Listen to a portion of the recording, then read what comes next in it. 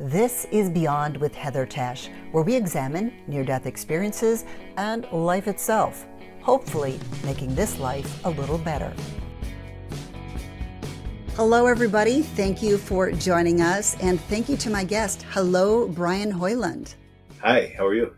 I am fabulous. I am so happy to have you here today. I've really enjoyed hearing your story, and I would love to share it with my audience.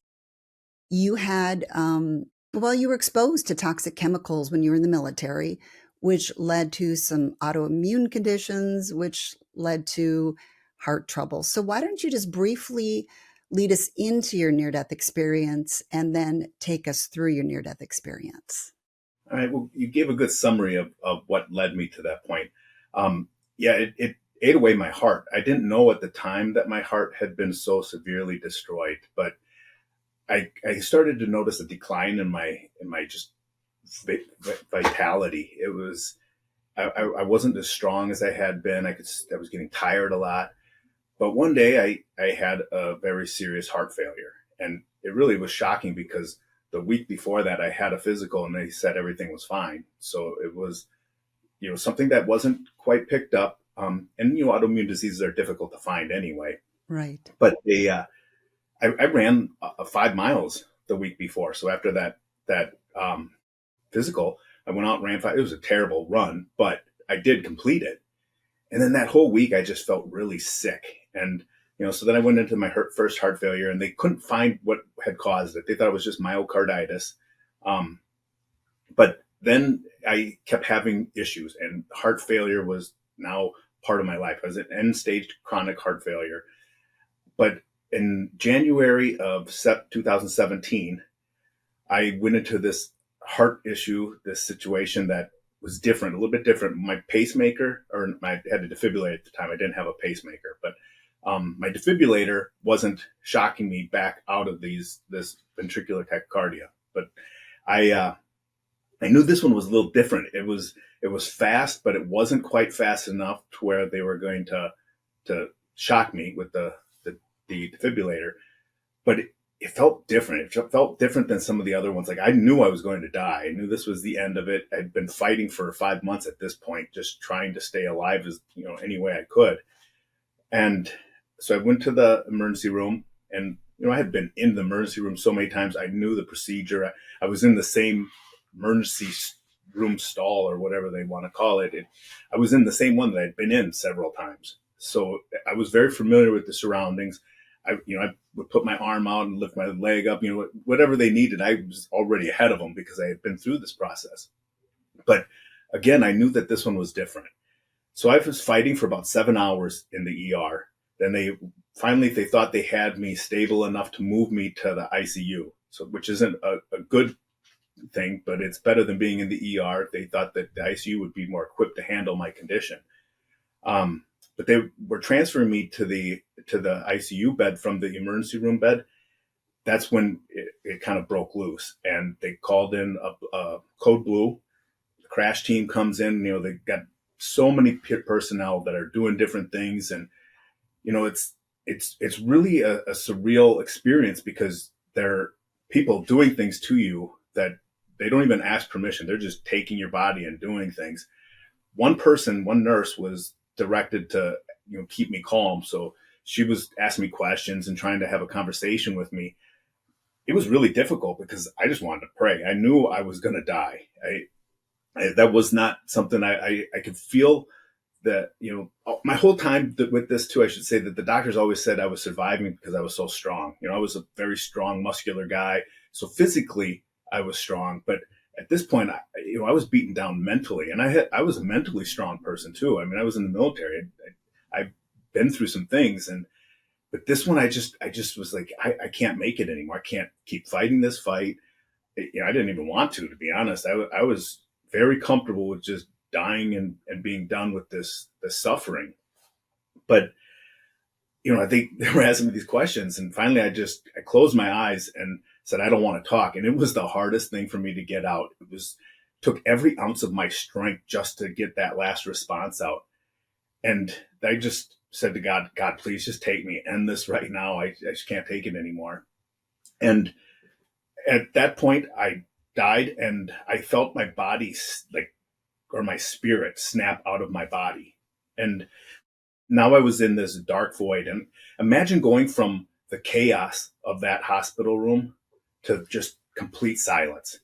And not just complete silence, but silence that was being, my spirit was being flooded with love and peace and joy, all the opposites of what I was experiencing, but to such an extreme that it was so stark in the difference between, that horrible chaos and the pain to this now complete comfort, serenity, and just peace and joy and just love that was flooding into me. But I'm staring at this dark void, and it was like looking into space, except you don't have luminous beings. There's not a moon or stars or anything like that. There's just darkness. And so I'm staring into this darkness, feeling this love coming into me. And my intelligence had increased to such a degree that I knew my entire life. I knew I had died. I was completely aware of having just died. And now that I'm in a place that I've never even thought of experiencing. And I knew all the things from my life. But I thought, I'm dead, and I feel this great love, but emptiness, like what I'm looking at. There was nothing there. It was just feelings of love. And I thought, well, I don't want to just have this without Jesus. Because that, I forgot to say that I was praying to Jesus, obviously, when I died. But, it was hard to pray in that hospital bed. But I did have a crucifix on the wall. They don't work on your feet. So it happened to be that it was on the wall that was angled towards my feet, as I'm laying on the bed. So when I did realize that there's this crucifix on the wall, it brought a lot of peace to me. And I knew God was with me, but I even knew it more now because that feeling didn't die. It increased. It increased that feeling of, whenever we have that feeling like a prayer is answered or that, God is with us, we know that it's different than the regular experiences we have in life, especially when something anxious or tense, or stressful causes us to get into that turmoil or that confliction in our being. And then all of a sudden, from prayer, it's relieved. We know that can't come from the world or anything else. It can only come from God. And so that feeling was now totally increased. And when I said that I didn't want to even experience this love without him, all of a sudden I realized that I could see into this darkness. And, I could see the depth of it. I knew I was seeing into the depth of it, which you can't tell in the dark. You can't see depth or have any kind of perception. It's just blackness. And yet now I'm realizing what I'm able to see, and I could see in 360 degrees. I don't know if it required me to make that profession of faith that I didn't even want this without Jesus. Maybe that's true, or maybe I was just not observing it because I was so in such unfamiliar territory. But for me to when I said that, and I could see this depth into this black void and understand that there's this light behind me, I wanted to turn towards the light. So I did, which was arbitrary because as I was turning, I could still see everything around me. So I don't know the significance of me turning, but there was some significance to it because it really stuck out to me that I turned, and I was like, well, I didn't even need to turn, but it gave me the full understanding of my vision because this light was so far away. I mean, I can't even calculate how many miles it would be. It was uncalculable.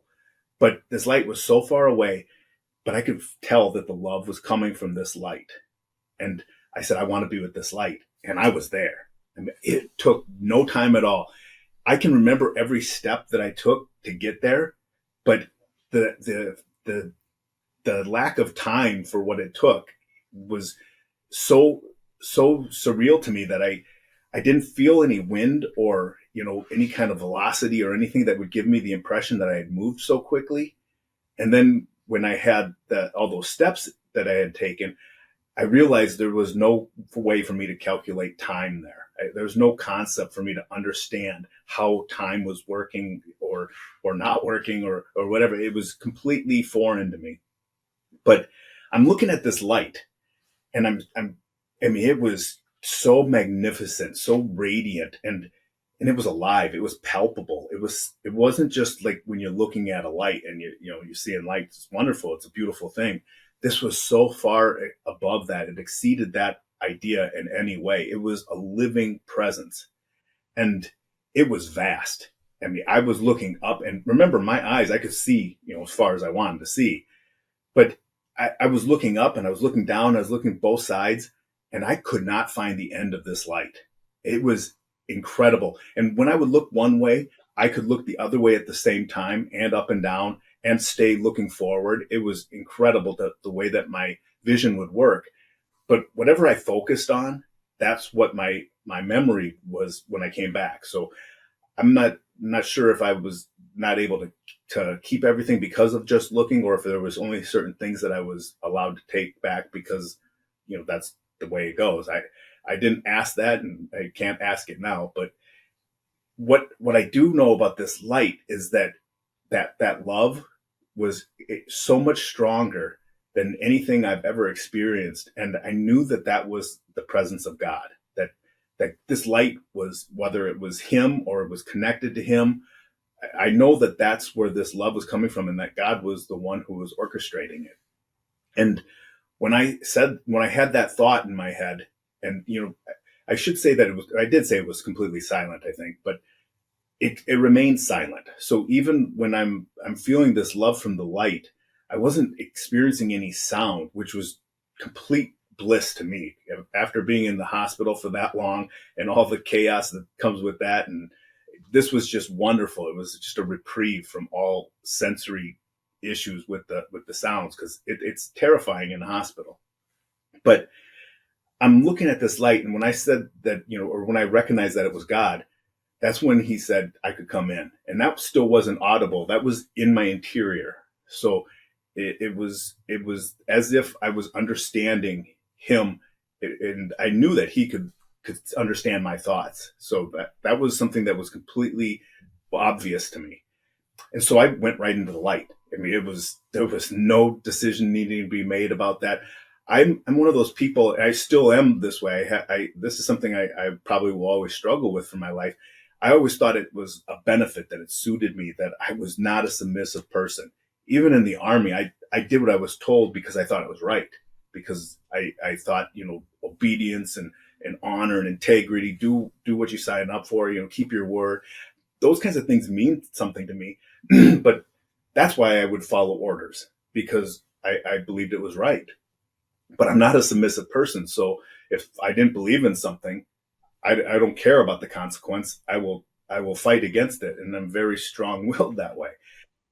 But for the first time in my life, I felt completely submissive. And submissive gets a bad word, get a bad rap, but it's a beautiful thing when it's properly aligned. When we have something that's superior to us, we should be submissive to it. It's foolish not to. If I have a teacher who's smarter than me and I want to acquire that knowledge, I probably should listen. And the same is with this, except it wasn't forced on me. It was this comfort of the love that made me feel like I was totally protected and cared for beyond anything I've ever experienced before. And that was beautiful. It was, to have a guy who's so used to just, getting through everything, even if I have to, with aggression, to be able to feel that kind of peace and serenity. I loved it. I absolutely loved it. And as I was walking through this light, that experience was growing. That love, and that it was like a river of love just flowing into my soul. And every step seemed to make it grow stronger. It was kind of like, when you drink from a cup and you have a straw, and you're drinking through that straw, and the fluid goes up into the straw, and it's inside the straw the whole time you're drinking, but it's going into your throat and down your stomach. But it's new fluid always inside of that straw. That's what this love was like. It was like a new experience of the same love, but in a more profound way each second that it was flowing into me. And I got the impression that that's what heaven's going to always be like, is God's love is going to constantly come into us. And since he's infinite, we will have an infinite supply of this freshness of his love. And it was so mind blowing to have that experience. And I knew immediately that I needed to find Jesus, that I wanted to see him. And as soon as I had that thought that I wanted to see Jesus, this light opened up. Now the light was still present and kind of encompassing this huge room that was bigger than the dark void. It was far more vast than that.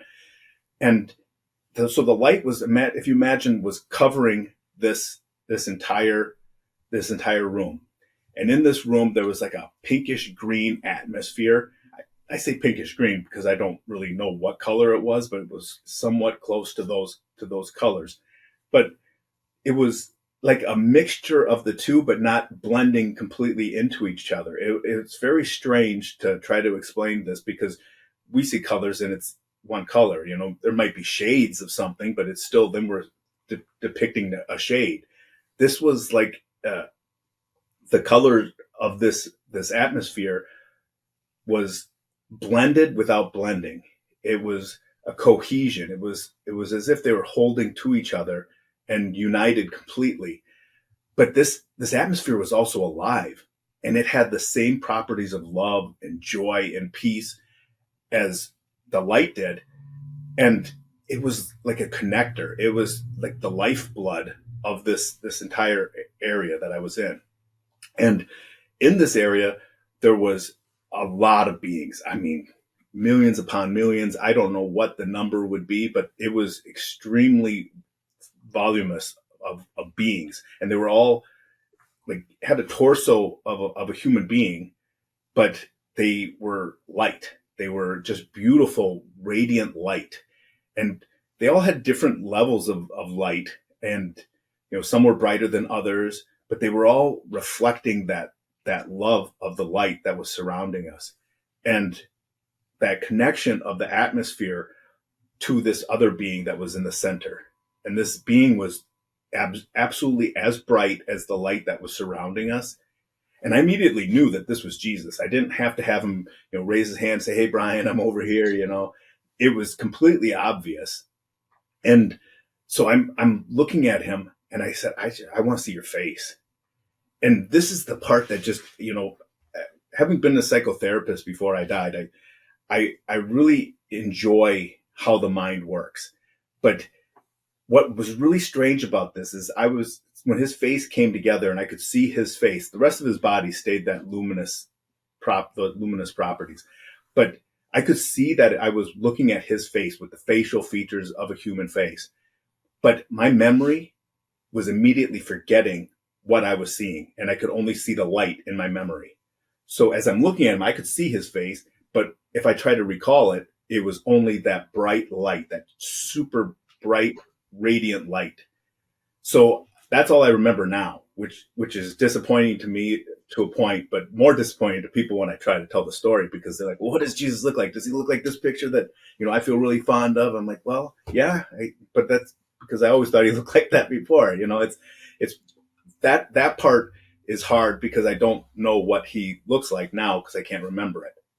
But I do know that when I was looking at him, he was smiling at me, and it was this look of love, like this just unbelievable love, particularly because as we were talking, I was going through all of my sins, you know, all the things that I had done in my life. And, you know, there was a few good things that I had done, but most of the things that I do for good are because I believe that it's right. But, you know, like with honor and integrity, those types of things that I had talked about earlier, I did that because that benefits me, because it's my core belief and it's something that provides for my own personality.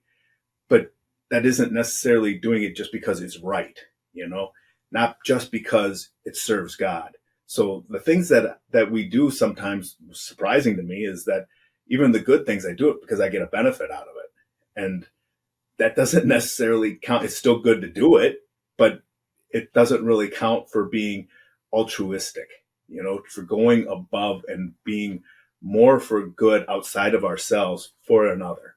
And that's something that's really was surprising to me. But what wasn't surprising was, you know, my sins. Like I said, I had 7 hours in the ER, so I was confessing a lot of things. And all those things I was truly sorry for. But ones that really got me when I was there were things that I should have said something in defense of somebody or something for what was right, but because it didn't seem to be politically correct, or because it wasn't well accepted in that crowd or that group that I was with, I would just keep it quiet.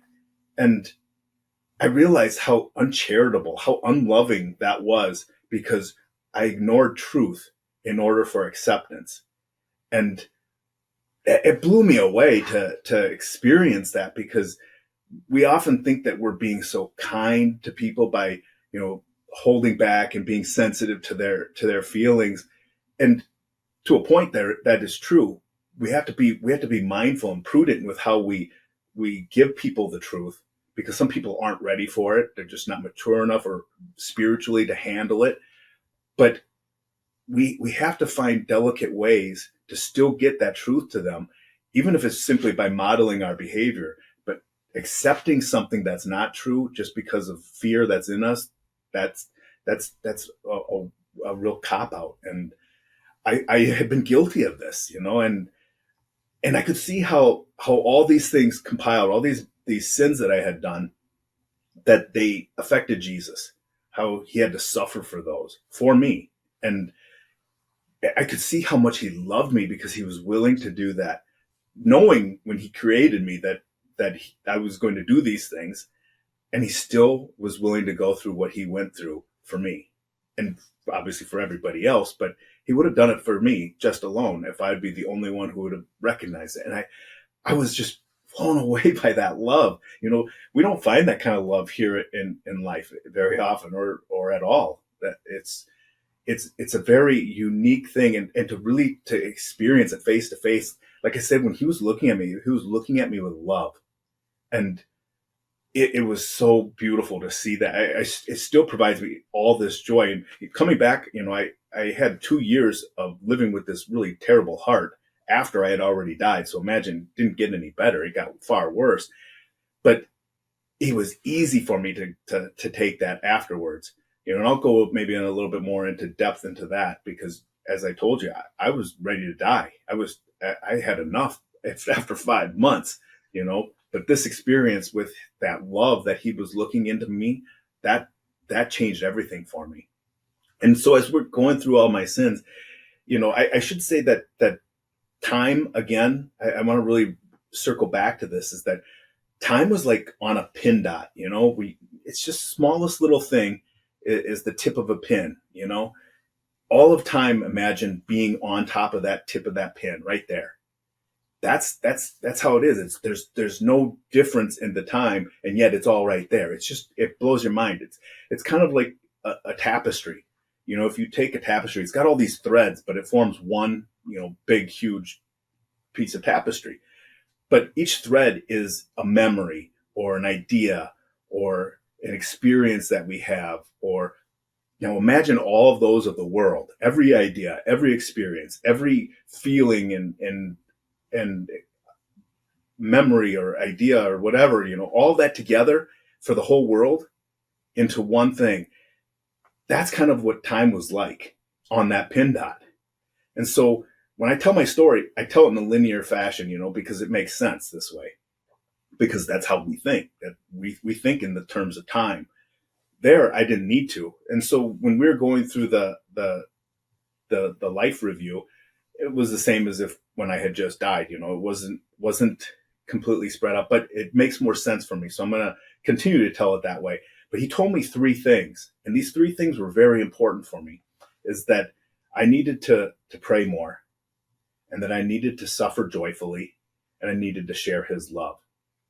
But before I go into telling exactly what those mean, I want to tell about one experience that I had when we were going through this review. And it makes sense that it would come at the end of all that, because it certainly had that feel that it did. But it was about my great-grandmother having died. And so my great-grandmother dies, and my aunts and uncles, all these people that I loved very much as a 5 or 6-year-old child, they were crying, and they were so upset about this death. I was upset because And we called her Grandma Honey because she would tell us, before dinner or after dinner, hey, sneak around back to the front door and I'll give you a piece of candy. She was great. She was just, she wouldn't overindulge us, but enough that as a little kid, you're thinking, oh man, I'm getting this special treat, from Grandma. And apparently she would always ask permission beforehand, and everybody always said yes, because it's, Grandma Honey, right? But she was just a beautiful soul, just a really beautiful woman. And she died. So we're all sad. And I remember going back, I lived in Minnesota, but we had to go to Iowa for her funeral. And so we drive back, and it's a long drive, 4 hours, we got back late. And I remember, being tired, but before I went to bed, my parents told me to go to bed. So I went to bed, but I was praying. I was down on my knees. This is the first time I ever remember being on my knees. And I prayed, and I prayed probably for an hour, maybe a little bit longer. But it was the most heartfelt prayer that, God, please don't let me die young so that all these people that I love have to suffer like that. I didn't want them to experience that. And it was just the pureness of a little child. But I got that feeling. It was the first time I had that experience, that encounter with God, that I knew he had answered that prayer. I just had this complete comfort. All my sadness went away. I wasn't worried about whether I was going to die young and hurt everybody's feelings and they were going to go through that experience again. I went right to sleep, and I woke up feeling fine. Everything was fine from that point on. And I never thought about that moment ever again until I was there before Jesus. And so I asked him, I said, well, what about this? I thought you answered this prayer. And he said, I did. And it still stands. And, I was 40 years old when I died. So I didn't think that was, a long life by any stretch of the imagination, not by what we consider long for sure. So he was telling me that I could go back or I could stay. And I was blown away by that. But he says, but why would you want to go back? And this wasn't just like, well, why would you want to go back? Give me a reason, because, it's got to be good. Like, and a reason I came up with right away was because of my kids. I love my family. I didn't want my family to go through all kinds of suffering. My wife, she's a stay-at-home mom, and she has a paralyzed leg. So, it would have been very difficult for her to be able to take care of 3 very young children on her own. And so, but that wasn't the right answer. That wasn't it. And it was so beautiful with how he showed me that, because I knew immediately once he said, I love your family more than you do, that he was going to take care of them, that it was all going to work out. No matter what choice I made, I needed to make a choice based on something different. But to know that he loved my children like that, I could feel how much he loved me, but that really reaffirmed how much he loves us all. That love is boundless. I mean, it's just immense, and it's for everyone, even people who reject him. It's amazing that, I cut people off. They don't love me back. Well, forget about it. Right. And I think that's how most human beings are. We do have to protect ourselves from further hurt, but he doesn't. That's true love. He's willing to sacrifice and feel that hurt and still love. That's beautiful. But I knew that I had to find a different reason. And when I came to that realization that how much he loves me, I said, I want to go back because I want to share how much you love us. I want to go back and share that love with other people. And of course, like I said, it seemed like the 3 things came later. It was all together, but that sharing his love, that was the reason that I was able to go back. Now, the praying more and the suffering joyfully go hand in hand with that, because I can't have the sharing his love if I can't, for one, learn how to suffer appropriately. And with that suffering, you have to be able to have communion with God. So the prayer is to be able to stay consistently in my right properties and priorities of putting God first. I have to be able to have him as the cause of all the things that I do. Otherwise, I go back to doing it for myself. And I can't endure that for long. I mean, in the hospital, I was willing to give up, after just a couple hours. Imagine years of life having to endure things. There's no way I could do it. But with God, I can.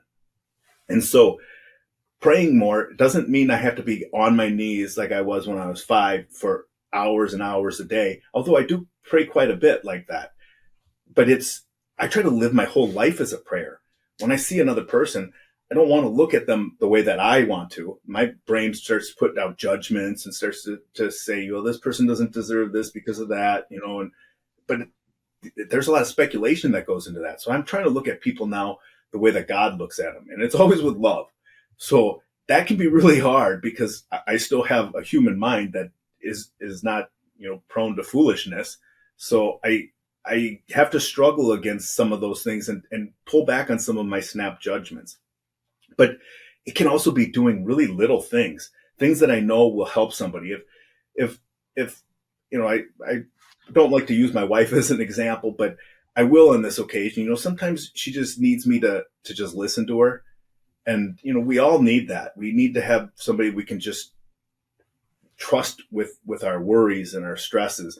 And my wife's a strong person, so she doesn't have a lot of people that she, confides with like that.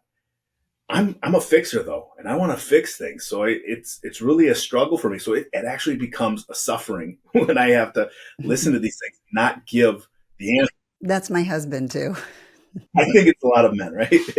It's just, that's the way men and women often are in relationship. And it's a beautiful thing when it works like that. But it's really hard for us to step aside and say, well, what's better for this person? Not for me, and like if I'm going out with my friends and they're like, well, what restaurant should we go to? You know what? I often take the back seat. Now I used to be no, I don't like that kind of food and I don't want to do that. I don't like that place. Now it's like, what? Let's go wherever you want. What makes you happy? What do you feel like doing today? And I've found much more joy in going to those places that I don't really care for. And I still don't like them. I still don't like the food, or I don't like the restaurant itself. But I like the fact that I'm enjoying the joy my friend has at being there because they do like it, And so I found that praying more can often be doing those kinds of things too, because I'm putting it in line with God. I'm not doing it for myself. I'm doing it for that person because of love of God. And that's been beautiful. It's been this awareness that has really shaped my life and turned it to doing more positive than I ever could have imagined before. I am loving your story, and I know you have a lot more to go, but let's go ahead and take that into part 2. Okay. Sounds good. Thank you, everybody, for joining me to listen to Brian. I loved hearing his story. Every single one of these near-death experiences is fascinating, and I hope you enjoyed it as much as I did. If you have any thoughts on some of the things that we talked about, go ahead and put those in the comments. And then also, Bubby, you're kind of in the way. If you made it this far, I always love it when you say made it. So thank you for always doing that. It means a lot to me. I appreciate your likes as well. We've got a lot more to talk about in part 2. And he's going to talk more about those beings, that multitude of beings that were around him. And he'll talk about vision, which is really interesting because he can actually see the front and back of things at the same time. And then timelessness. I always am curious about that because I just can't grasp what people say when they have these near-death experiences. So that plus a whole lot more that we're covering in part 2. It's always fun to do the Q&A. So I do hope you'll join me. Have a wonderful day, everybody, and thank you so much for being here. Thanks for joining me on Beyond with Heather Tesch. Please add comments and questions you'd like future guests to answer. Also, if you liked what you heard, please hit the thumbs up button and subscribe. That'll help keep this podcast going. You can also go to Beyond with Heather Tesch to look for more episodes.